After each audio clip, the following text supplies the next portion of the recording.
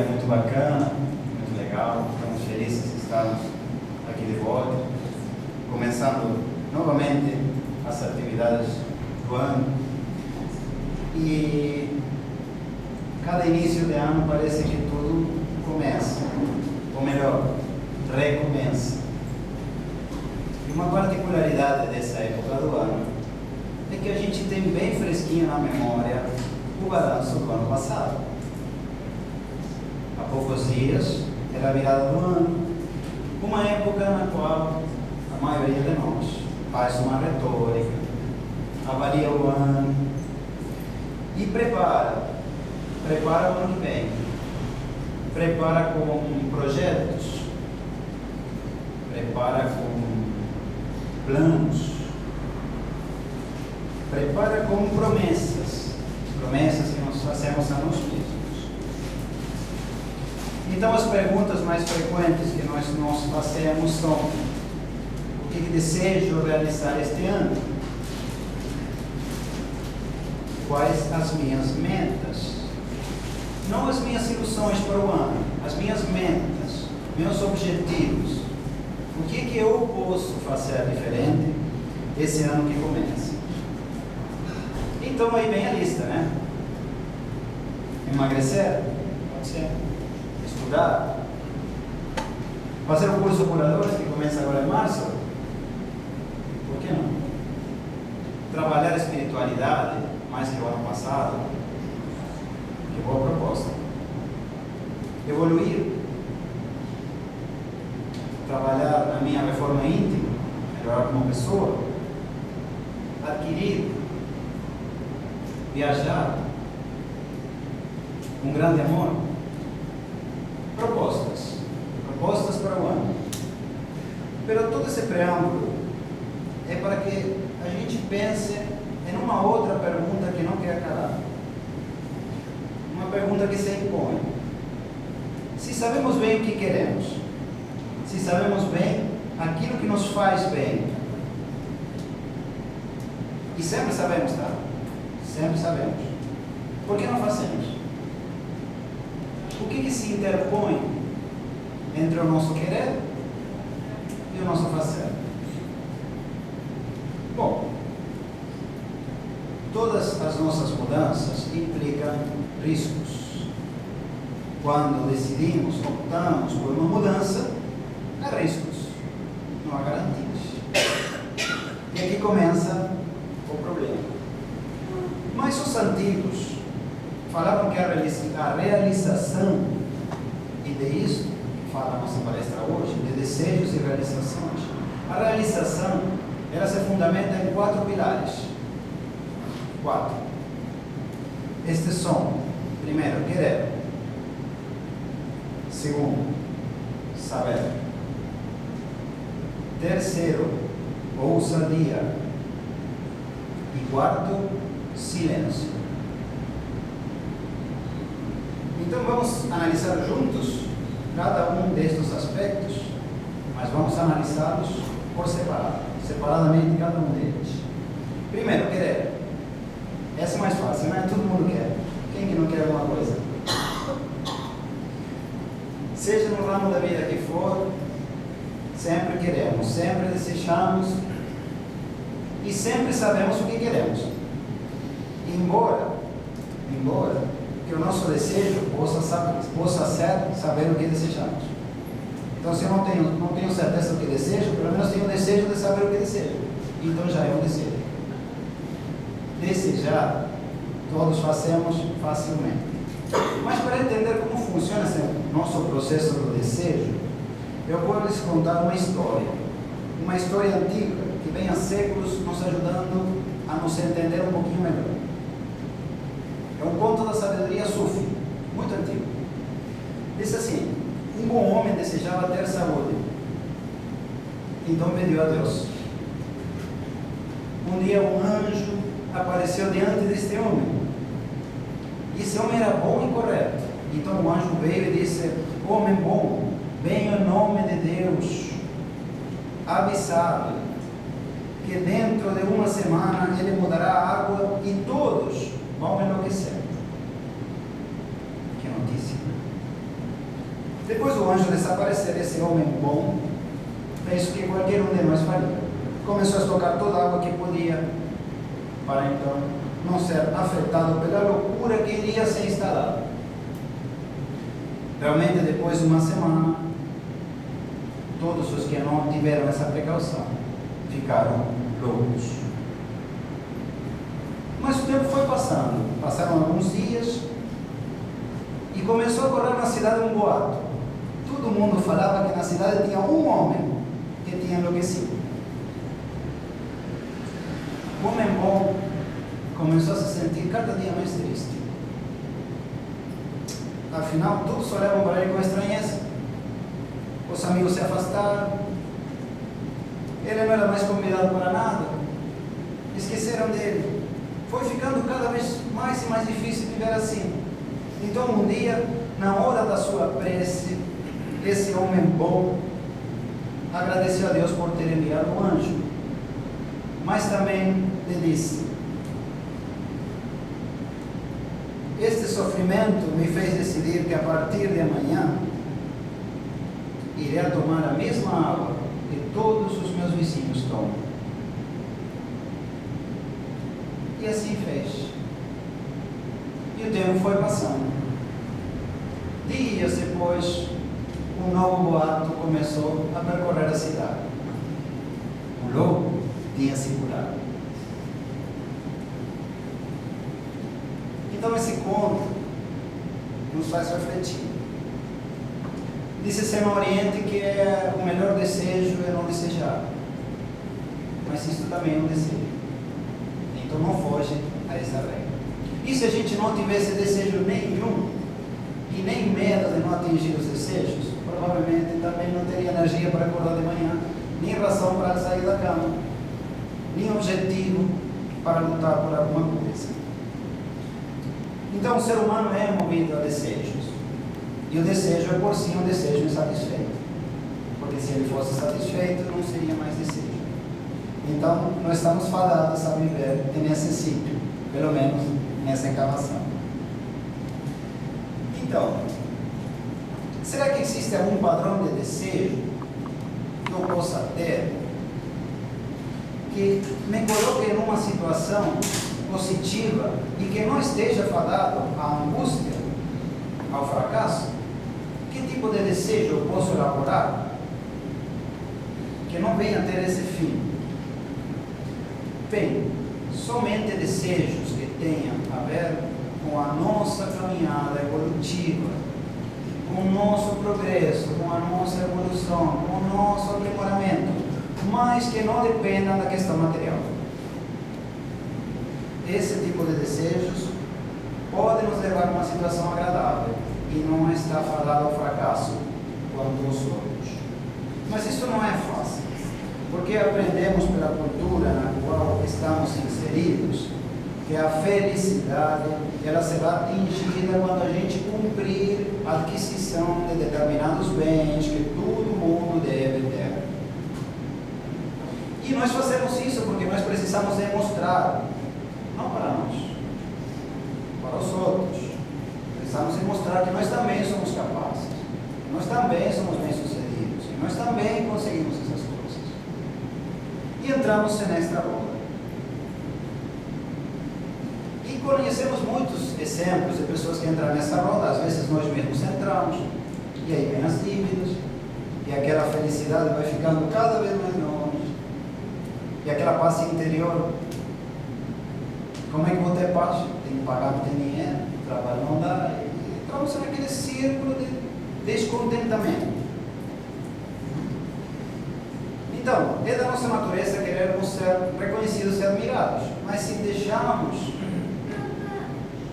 o nosso objetivo se tornar material, estamos condenados ao polo oposto, à infelicidade. E o grande problema dessa maneira de viver é que essa felicidade nunca chega. Então você consegue aquele objeto que tanto queria, mas a felicidade não veio junto. Então vou fazer o quê? Vou transferir, vou passar para o próximo objeto. Não deve ser esse, deve ser o próximo. E lá vai. E lá vem a minha lista, né? Eu vou ser feliz quando? 2 pontos. Comece a anotar. Tiver o corpo perfeito, o carro do ano, aquela casa elegante, bacana, a piscina, lógico, a promoção também precisa. A viagem, a pessoa certa, a roupa de grife, e a lista não acaba, né? Não tem fim. Pare um pouco para pensar se cada um de nós, em algum momento da nossa vida, não caiu nessa. E se nós estamos caindo hoje, que não é raro e nem difícil. Mas é muito difícil se livrar disso. Por quê? Porque nós estamos sendo bombardeados permanentemente pela mídia, pelos vizinhos, a sociedade, status quo. Somos cobrados com perguntas. Esse é o cara. Julgamentos. Você ainda não conseguiu um acesso. Olhares. Não percebemos que esse pensamento faz as pessoas andarem como rebanho. Que toda essa produtividade, dita produtividade, não faz mais que engordar os cofres de aqueles que ditaram o paradigma, daqueles que eu mantenho, daqueles que eu sustento. Isto está muito longe da felicidade. Então, o pensamento daqueles que controlam esse paradigma jamais pousou no bem-estar e na evolução do ser humano, e sim na simples produção. Isso começa cedo na escola. Na escola já se ensina as crianças que o negócio é competência, é ganhar o bolo, a teoria da escassez, né? Para eu ter, outro não tem que ter. Lá vai se instalando na cabeça. Um verdadeiro desejo positivo seria um desejo libertador e não o contrário. E esses desejos não nos libertam de coisa nenhuma, muito pelo contrário, nos fazem presos e submissos a necessidades que nem mesmo são próprias. Agora, não há nada fora de nós que possa nos trazer a felicidade ou a paz. A felicidade e a paz são atributos que vêm de dentro do ser e não de fora. Então não é fora que a gente vai achá-los. E não há nada de errado em possuir. Não há nada de errado. Se puder possuir, possua. Tudo que puder. Mas, lembrando que nada possui. Possua tudo lembrando que nada possui. E em possuir, lembrando que nada possui, não entra só objetos materiais. Às vezes são pessoas, tá? Às vezes são afetos, apegos. Então, se eu me apego tanto a uma pessoa, um objeto, uma religião, uma ideologia, uma ideia, se eu me apego tanto nisso que preciso disso para ser feliz, então eu estou falando em felicidade. Eu só vou conseguir ser feliz quando o meu desejo seja já a felicidade dentro de mim mesmo. Lembrando que toda e qualquer viagem se torna muito mais placenteira quando a nossa bagagem é leve. Já tentou carregar as malas no aeroporto, 3 malas, 4 malas, ficar preocupado, cuidando que vão roubar, que vai perder. Vai com uma mochilinha leve, você vivencia essa experiência com outro ânimo, né? Mas não é fácil. Não é fácil. É tão difícil que o nosso bom homem sábio da história não conseguiu resistir. Mas esse é o primeiro, o querer. Agora vamos passar para o segundo pilar da realização, o saber. E não é o saber que vocês estão imaginando, é outro saber. Saber que exige mais ainda. Nem todo mundo consegue saber conscientemente as razões mais profundas dos seus desejos. Então, o que eu preciso saber? É a razão pela qual eu estou desejando aquilo. Não se trata de saber como conseguir, se trata de saber por que eu quero isso. Por quê? Quais são as razões lá no fundo? A gente vai ficar pasmo quando a gente começar a analisar assim os desejos. Muitos motivos desses desejos são muitíssimo mais superficiais do que nós imaginamos que são. E como eu costumo brincar no consultório, humanos somos eternos desviantes do caminho. Somos desviantes do caminho. Queremos um objetivo, mas buscamos atingi-lo com outros objetivos diferentes. Acabamos passando a exemplo das coisas materiais. Queremos ser felizes, felizes, na verdade. Não queremos possuir, queremos ser felizes. Mas procuramos a felicidade em outro lugar, nas coisas materiais. E isso será um desviante do caminho. Também acontece nos relacionamentos. Queremos que a pessoa fique com a gente, esteja à vontade, mas também o ciúme, o apego. Estamos fazendo o contrário, estamos afastando. Então somos desviantes do caminho. Temos que saber por que desejamos o que desejamos. E se tivermos atingido esses dois, que não são tão difíceis assim, vem o terceiro: a ousadia. E esse terceiro, meus queridos, é a encruzilhada onde a maioria fica. Esse terceiro é o desafio. Por que é tão difícil a ousadia? Porque quando a gente tem um desejo, a gente assume correr um risco. Quando eu vou atrás de um sonho, eu estou correndo um risco. Não há garantias. Pode dar errado? Pode. Posso não atingir? Pode. Pode ser. E agora? Vou assumir esse risco? Quando eu tomo uma decisão de mudança, eu fico totalmente exposto. Quando eu me entrego, é no relacionamento, é no trabalho, trabalhando no centro, eu estou exposto, eu estou me expondo, eu estou arriscando, estou saindo do status quo, da minha zona de conforto, e isto é perigoso. É perigoso? Nós achamos que é perigoso. E na ousadia que a maioria fica. Como é que a gente mostra essa ousadia? Fazendo ações diretas, não ficando no querer. Eu quero esse ano fazer isso, mas vou esperar a que as coisas se alinhem, porque depois que passar a metade do ano, talvez eu consiga, quizás, que aí vai ser mais fácil, mais garantido. E a palavra garantido vai aparecer. Essa palavra é mentira, tá? Garantido.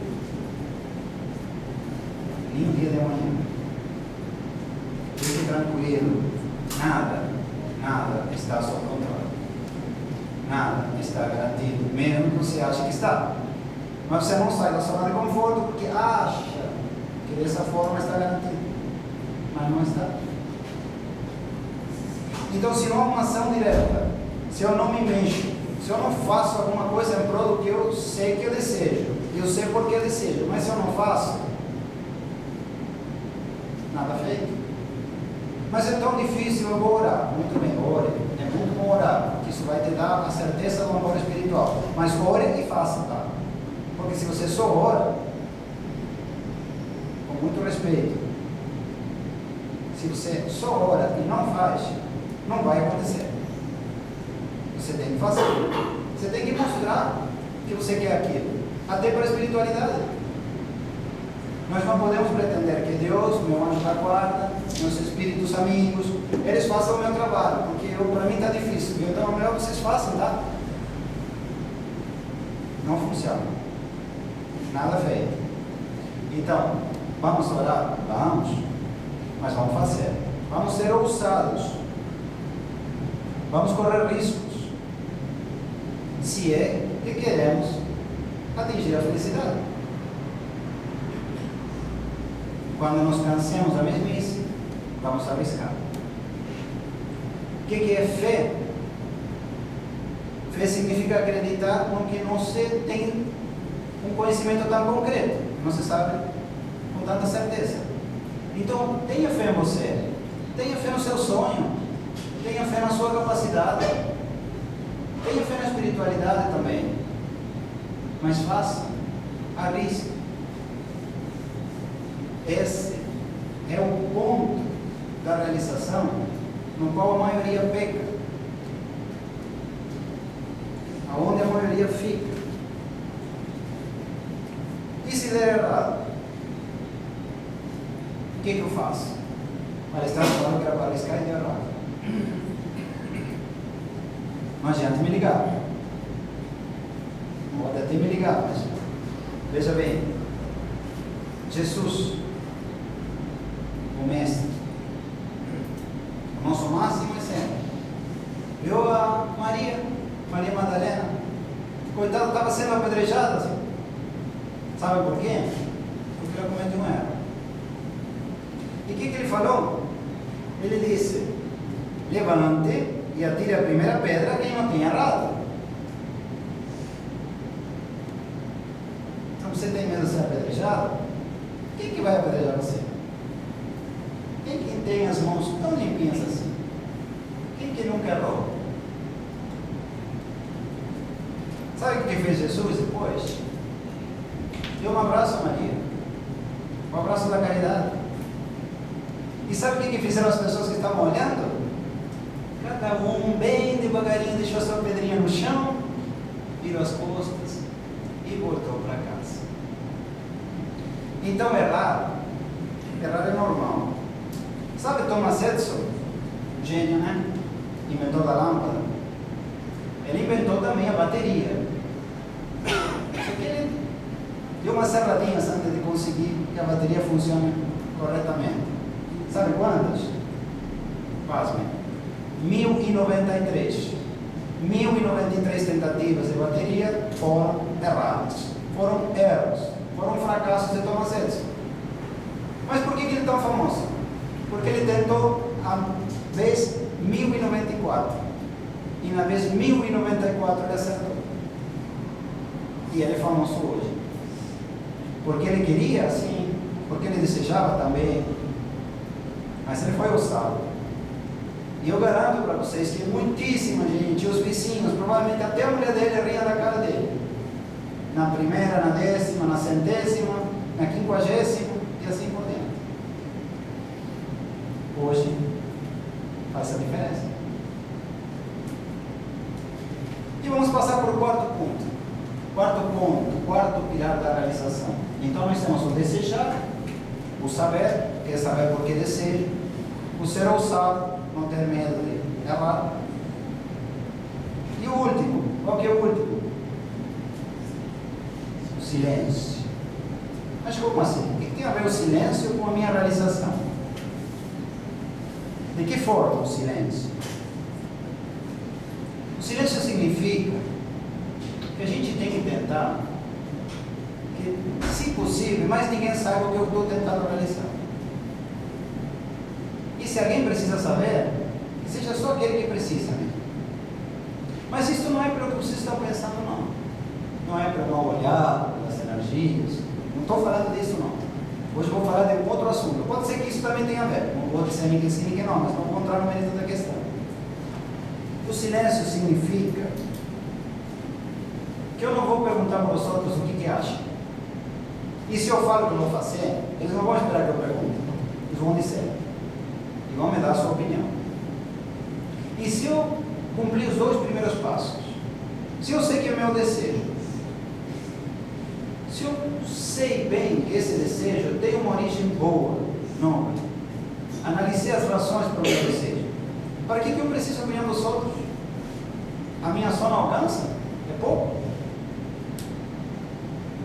Qual a lógica disso? Sabe qual que é o problema de perguntar? Primeiro, ninguém vai te responder o que tu quer saber, porque cada um vai responder a partir da sua óptica. Se você me perguntar, eu vou responder desde aqui, porque eu estou aqui. Então, desde aqui é um ponto de vista, já é outro. E aí o que acontece? Ninguém teve a experiência que eu tive. Ninguém andou pelos caminhos que eu andei. Ninguém tem as minhas capacidades. Ninguém tem as minhas necessidades. Como dissemos normalmente, ninguém sabe aonde me aperta o sapato, né? O sapato aperta no meu pé. Então, o silêncio. Bastará uma única opinião contrária para que você comece a se questionar. E se você fazer uma enquete, vai escutar de tudo. O que procede, o que não procede, o que está certo, o que está errado. Então, se você sabe que é aquilo que você quer, se você sabe por que você quer aquilo, e se ainda se considera ousado bastante para tentar, então mete ficha na pergunta. Não só não perguntem, não comentem. Porque se comenta, não vão esperar que você pergunte. Vão te dar uma opinião. E aqui é outro dos pontos aonde cai a realização. Aí você escuta, começa a ficar com medo, começa a ficar preocupado, a tua confiança começa a ruir, aquela energia que você tinha naquele projeto já não é toda, e não precisamos contar o resto da história. Então, através da história, aqueles que alcançaram a imortalidade da lembrança, aqueles famosos que lembramos, eles não tiveram muito apoio, tá? Nem o mesmo Jesus, na hora H, ficou sozinho, ficou. Nas horas críticas, vocês não vão ter apoio. Ninguém tem. Agora, quando você consiga, vai ter um monte de gente batendo palma. Isso é ótimo. Mas não cifre a sua confiança na opinião dos outros. Se você sabe o que ele quer e se você sabe o que está fazendo. Porque isso que faz a diferença. Os milhões e milhões que não estão na história, eles também queriam, tá? Muitos deles até sabiam porque queriam. Mas só não foram usados ou não conseguiram se manter em silêncio. E deles não há registro. Muitos deles somos nós, repetindo.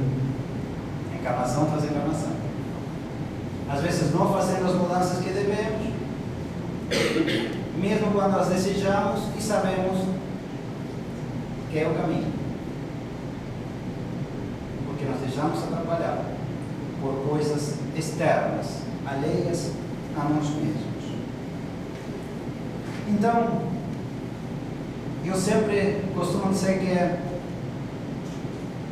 dar um salto mortal no trapézio, com uma rede de segurança embaixo, até qualquer um em determinado momento se anima.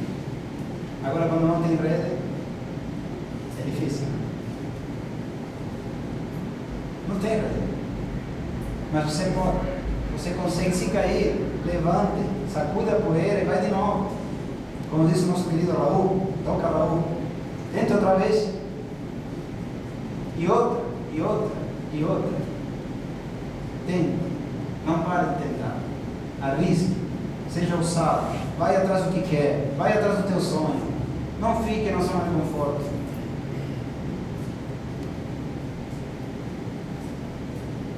São 4 os pilares da realização. E 4 é um número especial. 4 é etapa. São 4 as estações do ano. São 4 as faces da lua.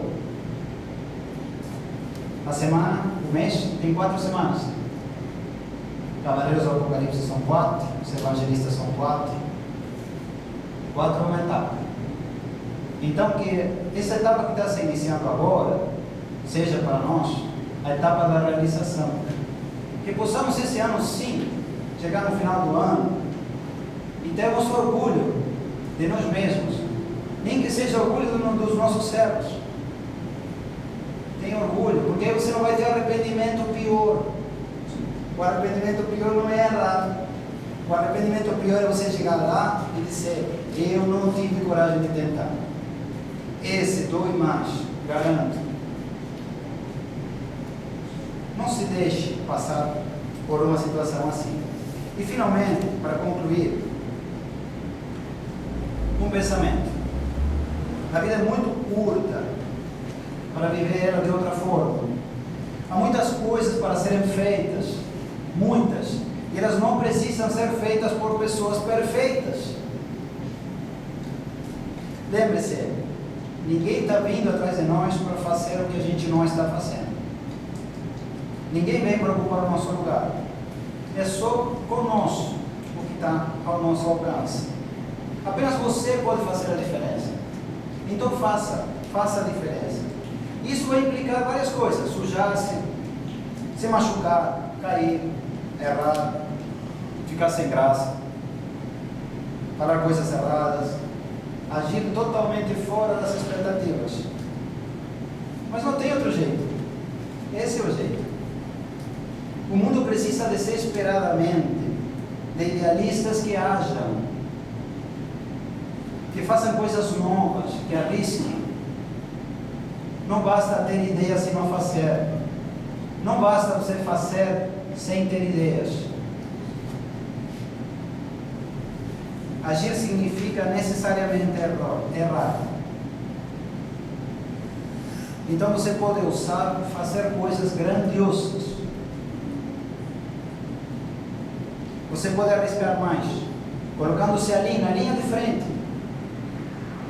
indo à batalha sim, sabendo o que quer, com ousadia, com coragem, em silêncio, e fazendo assim a diferença e conseguindo a tal almejada realização. Obrigado.